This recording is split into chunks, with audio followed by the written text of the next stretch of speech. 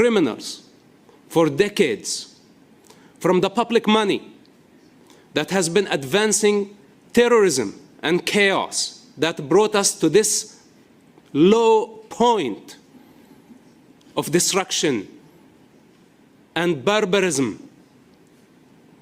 And of course, none of them would take responsibility. They want to sit in comfort and decide on behalf of this generation and the next generations. It's not important for them to come and take a seat for half an hour and listen. But what can we do?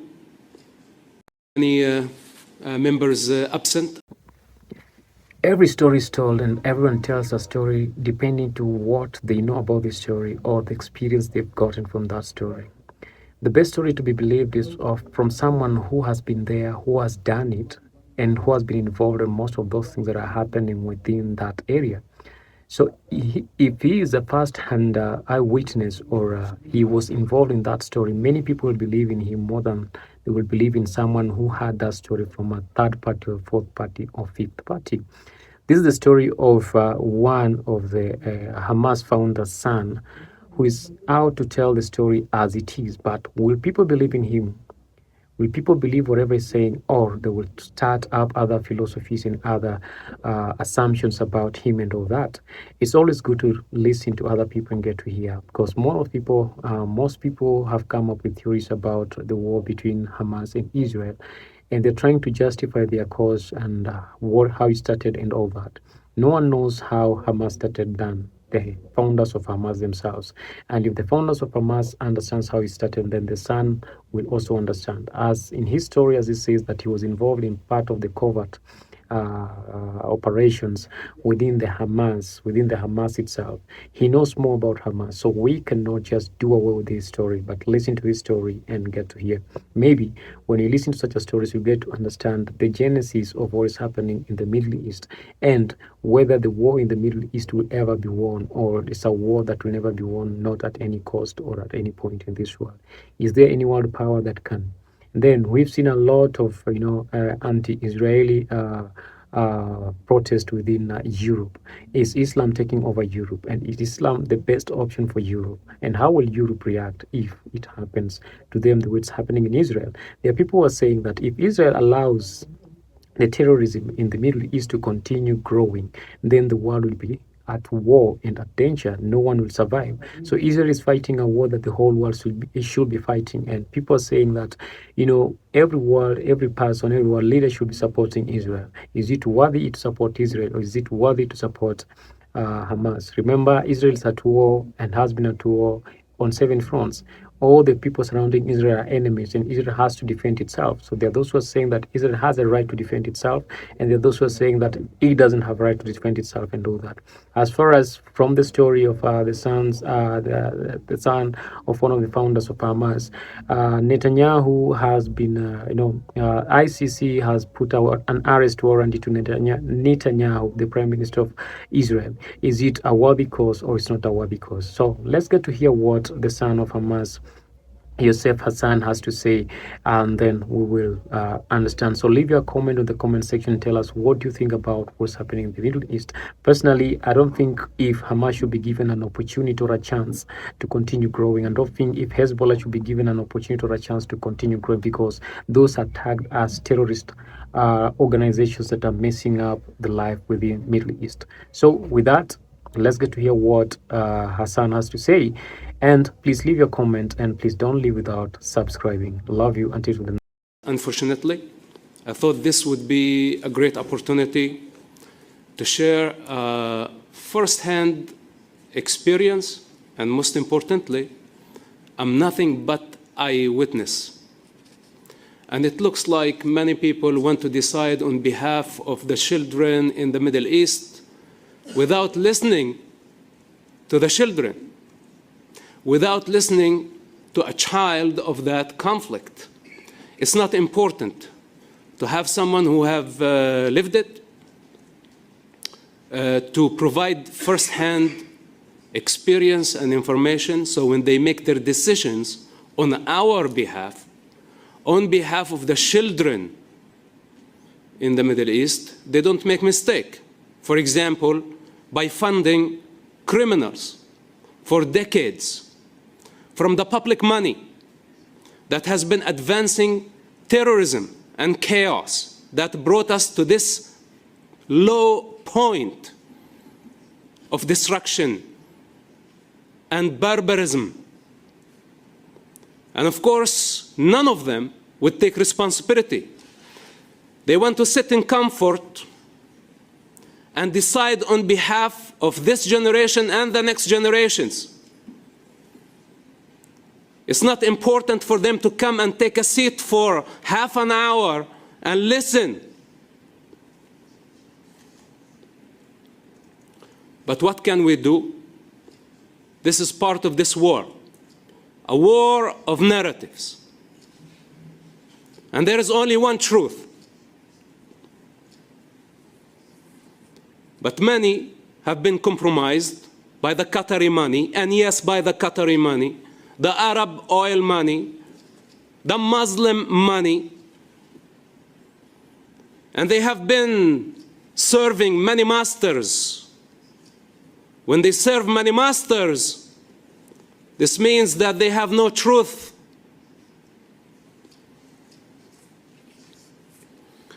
I was born back in 1978. I was only 10 years old when the first Palestinian Intifada started. My father was one of the founders of Hamas. And my family taught me that I was Palestinian. But they never said why I was Palestinian. Like today, millions of people believe to be Palestinians as an ethnic group, but in reality they are not. And we have tens of millions around the world who say free Palestine, while in reality Palestine never existed, except as a colonial entity against the indigenous of the land. I'm not saying that there were no Arabs in that region, but for some reason, Arabs were allowed to take their caravans from every destination in Arabia with no political borders to come and profit from the British mandate of Palestine.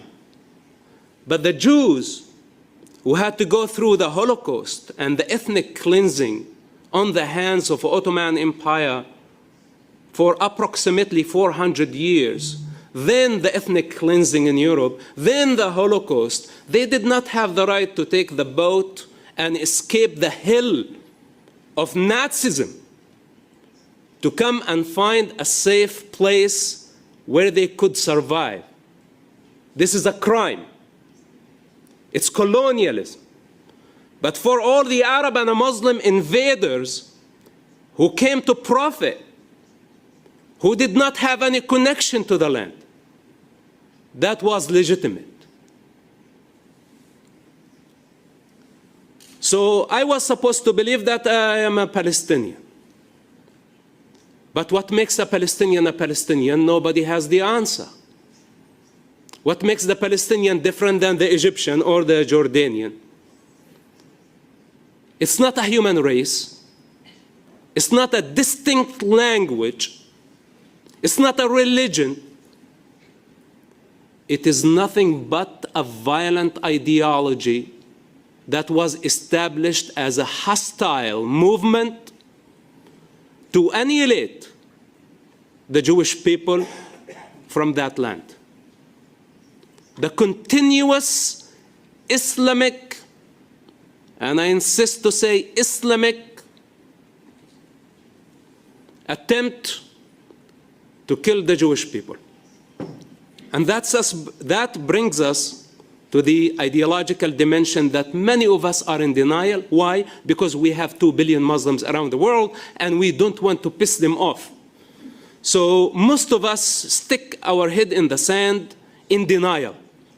while it's in the Quran, it's in the Hadith, that it's an Islamic belief based on the Islamic most trusted sources, that the end times will not come and the Mahdi, that's the savior of the Muslims, will not return until the Muslims annihilate all the Jewish people, not only in Israel, but worldwide.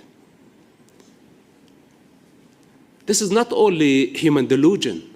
They have been acting on it. It's a legislation. Many out there believe that Allah gave them the authority to punish the Jewish people. First, Allah chose the Jewish people. It was His chosen ones.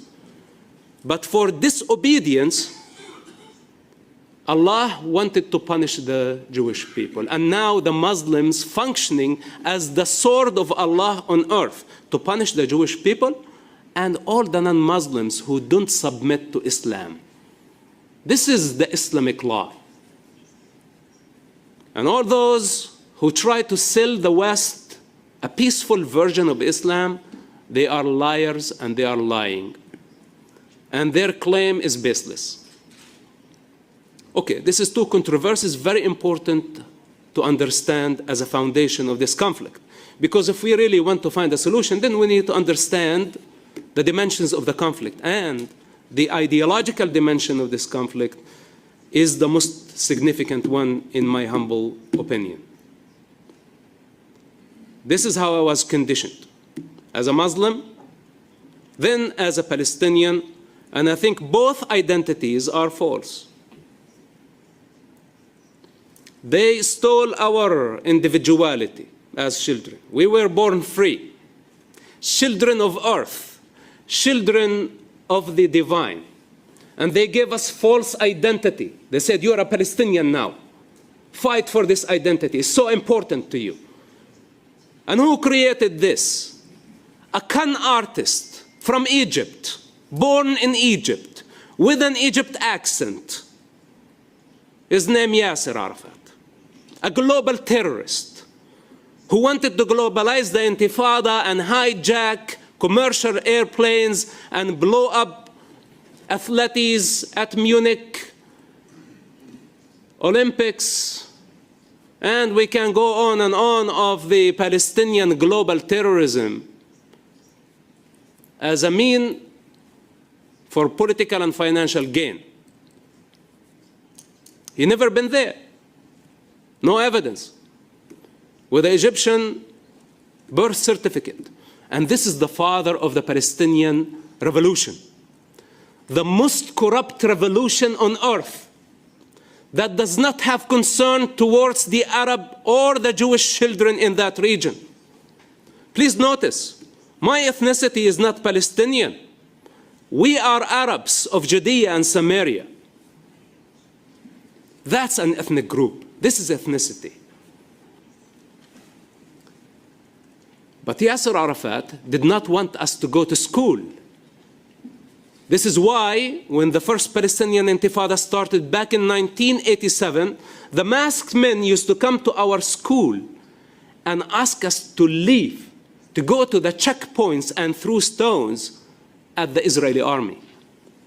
Because for Yasser Arafat, it was very clever to pay a handful of masked men, we didn't know who they were, to come to school and send children to the checkpoints to get shot, or at least to confront. This image attracted the globe and attracted so many people to see the bravery of a child throwing a rock at a very advanced weapon. So many people sympathized with Yasser Arafat in his movement. They funded Yasser Arafat. And Yasser Arafat got addicted to power, to fame, to money, to prestige, and now this became his game. He assassinated his political rivals.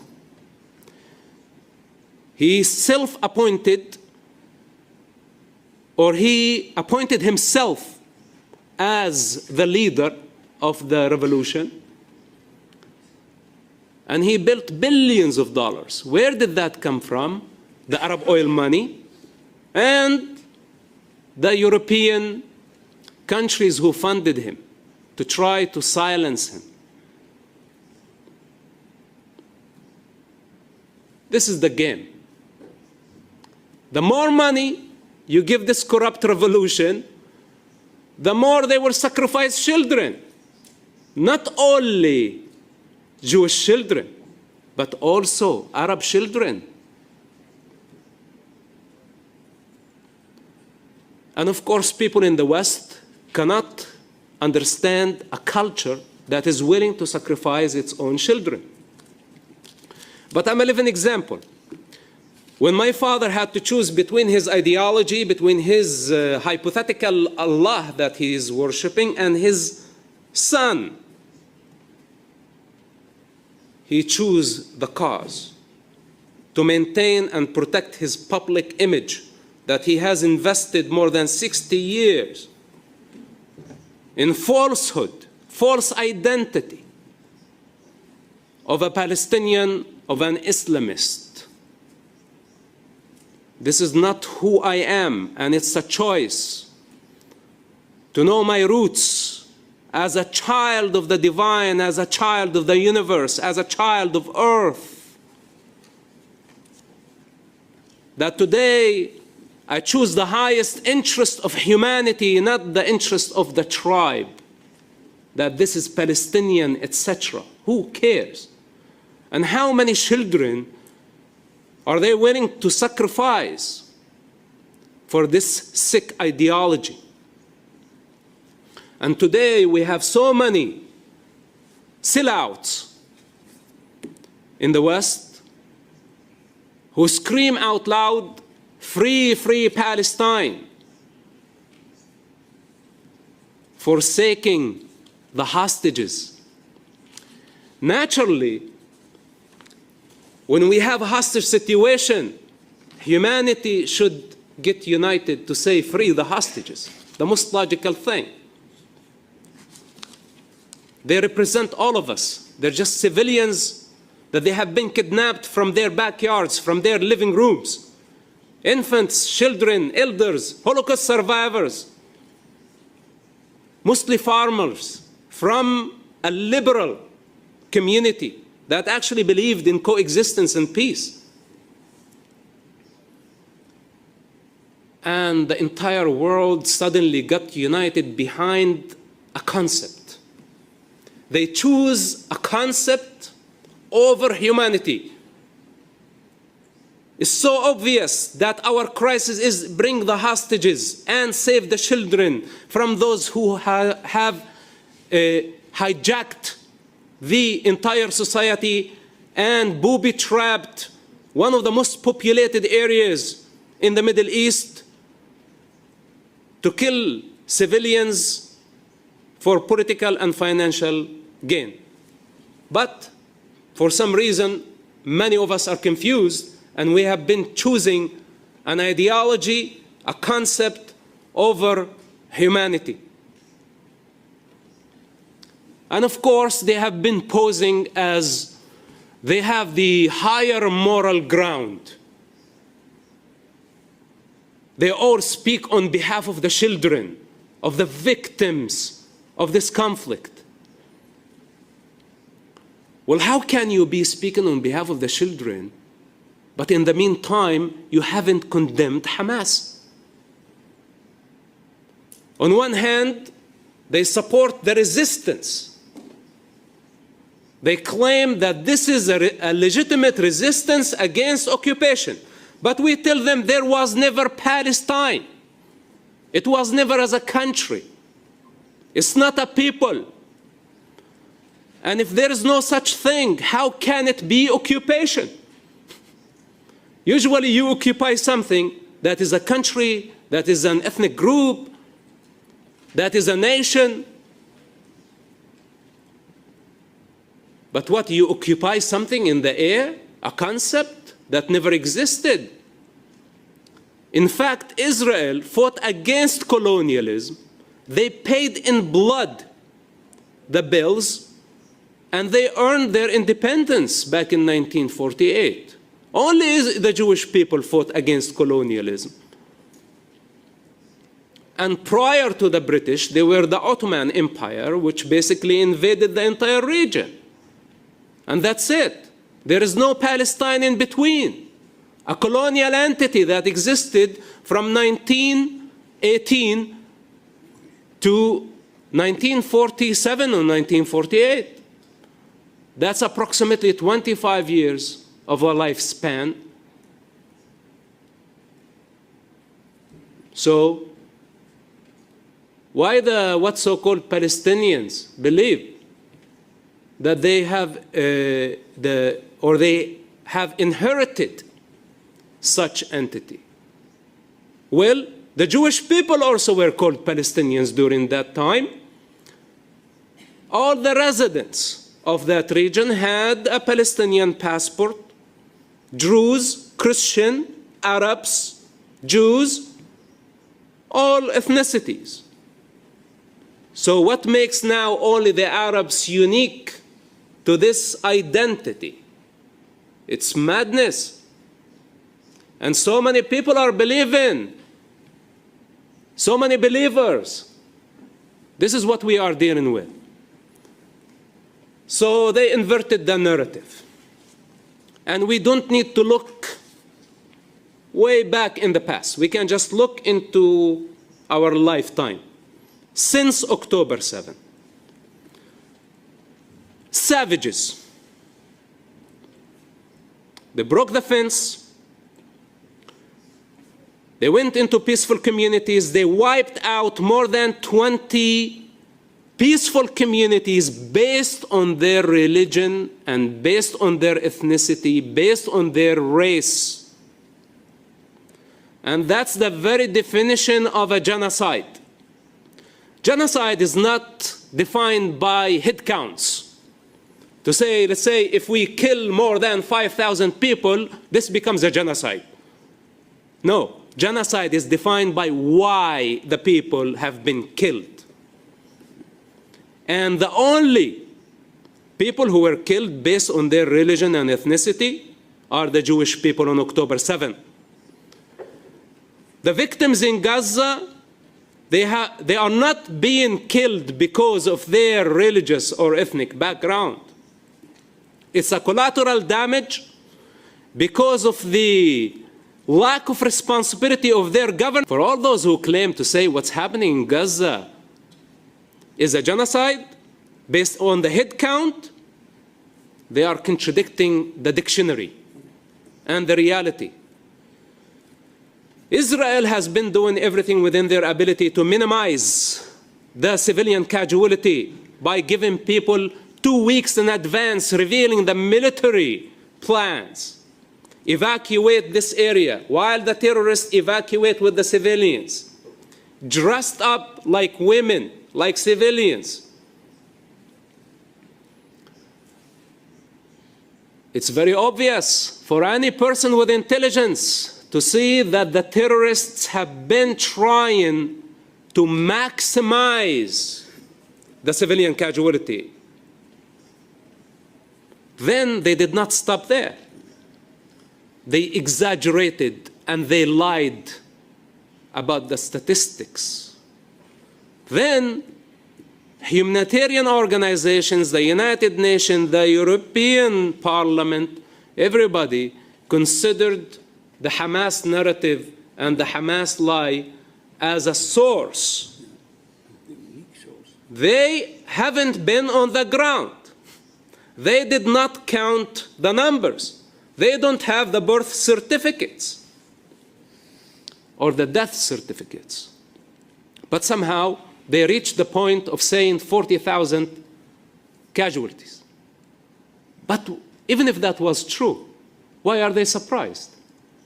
In the most populated area, when terrorists hijacked schools, hospitals, mosques, churches, every sacred zone, they did not leave the civilians even with one safe zone to go. And since the beginning of the war, I said evacuate the civilians.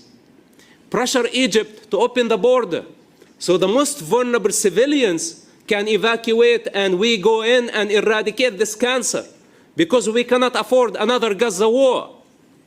This is not the first Gaza war. It's the fifth. And every time the terrorists sacrificed civilians, we rewarded them with what? With money and power and legitimacy. So every war they came back stronger. And this last war, they doubled down, they tripled down on this evil practice. And now they are expecting from the West, from the free world, to come on its knees and beg them, please don't hurt more children and we will give you whatever you want. You want a Palestinian state? We will give you a Palestinian state.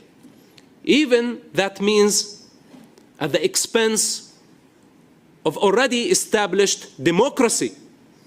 That is not only a democracy for the Jewish people, but also for Muslims, Arabs, Druze, Christians, all type of people.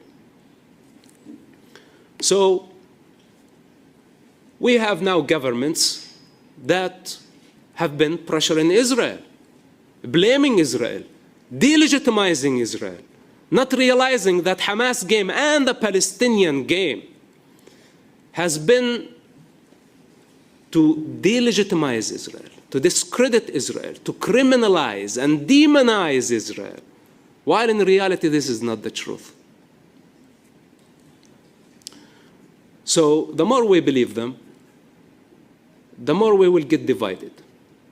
Because I don't think any power on earth will be able to push Israel to the point where Israel will have to compromise its security and the future of the Jewish people. We all know that this is a red line.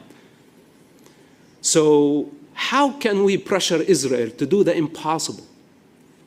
To give up security, territory, and just give it to irresponsible lunatics, psychopaths, and tell them, here you go.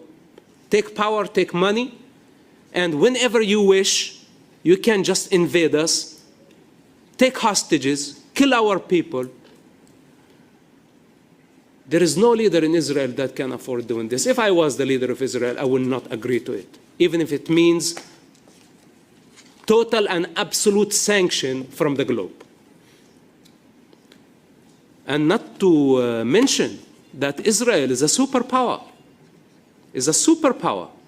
So why push a superpower, a democratic system, all the way to the corner in favor of no people, in favor of political gangs that does not have even a legitimate leadership?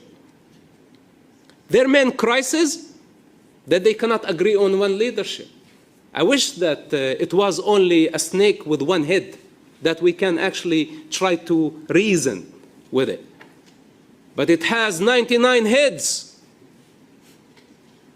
So we are going nowhere with this. But of course, many of us say, then what is the solution? And I'm not here to draw a very dark image, but we need to understand the reality of the situation. And this is why I talk you on multiple dimensions, and this is not the end of the story. This is just barely the tip of the iceberg of this 1400 years of Jewish hatred. And I think as long as Allah is a legitimate authority, and as long as Allah wants the Jews killed, then there are going to be a bunch of people out there going after the Jewish people. And if we, as Christians, Buddhists, Hindus, atheists, the rest of the world, if we don't get united, realizing that we have a religious majority that has been determined to annihilate a religious minority, if we don't understand that this is the actual situation, then they will take advantage of all of us. If we allow them to kill the Jewish people today, tomorrow they will have another problem. Maybe the next time it's not Palestine, It could be Andalusia, because also Andalusia is a Muslim land according to Islamic law, and the Muslims are required to fight until they liberate this Islamic territory. Every mosque around the world is an Islamic land, and I dare you to try to shut down one mosque in Europe, especially if they mix or don't separate religion and state or mosque and state. This is the challenge. And this is where they contradict a fundamental of the Western or most Western constitutions, that no one is above the civil constitution. But Allah and the mosque are two authorities above. And Muslims don't separate between mosque and state. Now, they are in violation of the laws. Now you as lawmakers, go and try to say this mosque violated the law, we want to close the mosque. They suddenly become angry. They have a cause. And they could turn violent. And they could all get unified behind their angry cause, the same way we see them angry on the streets for Palestine, non-existential. Even to the degree when there is some idiot on the street burning a Quran, they go against the entire nation, against the government, against the diplomats worldwide, boycotting and sanctioning and protesting. And you try to tell them this was just an individual. It's his responsibility. It's not the responsibility of the entire people of the country. But they insist on violence by the means of sword and by the means of intimidation. This is the Islamic approach. I know that I'm taking lots of time. I'm trying to conclude. Thank you for your patience. So the situation in Andalusia could be next, and we all living the modern-day Islamic invasion. Many here leftists. From what Yusuf Hassan has just said, or Hassan Yusuf has just said, do you now understand what is really happening in the Middle East? Do you really understand what Hamas is all about and how it came into, how it came into being, how it was formed? And what was in their minds when they're forming Hamas and all these other terrorist organizations within the Middle East? Do you still support it, or you've changed your mind on the same? It's all the information that people need, the knowledge that people need for them to understand what's happening and how they could go around it. Because there are other people who are really we're talking about the pro-Hamas protests that are going on within Europe and some other places.